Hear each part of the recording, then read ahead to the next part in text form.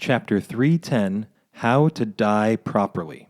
Many people are afraid to die. I'm always tempted to ask them, are not you scared to live? A lot has been written on the subject of the fear of death. Let us recall two famous quotes. The first one belongs to the Athenian Epicurus in a letter to Menocius. Death, therefore, the most awful of evils, is nothing to us, seeing that when we are, death is not come, and when death is come, we are not. Second one, to Mark Twain. I do not fear death. I had been dead for billions and billions of years before I was born, and had nor suffer the slightest inconvenience from it. But if educated people who understand that death is just a cessation of the vital activity from the physical shell and turning to a virtual painless reality, are still afraid of its uncertainty, what is the feeling of a larva turning into the beautiful butterfly? If our earthly existence is short-lived and the life of the information clot, the soul, is eternal, is it not wiser to consider the former as preparation for the latter? Actually, philosophers and religious people do so. Only hardened atheists behave like a grasshopper who sang a whole summer and believes that the goal of life is to get the maximum amount of pleasure. The goal of a reasonable person is an infinite perfection in this life, in order to take a worthy place in the afterlife. But how do you achieve this? Science does not explain anything, since the scientific method is powerless here. Various philosophical and religious teachings have focused on this issue instead. We cannot consider all of them here, so let us seek the answers in the world religions: Islam, Christianity, and Buddhism. The afterlife in Islam is called Akhirah.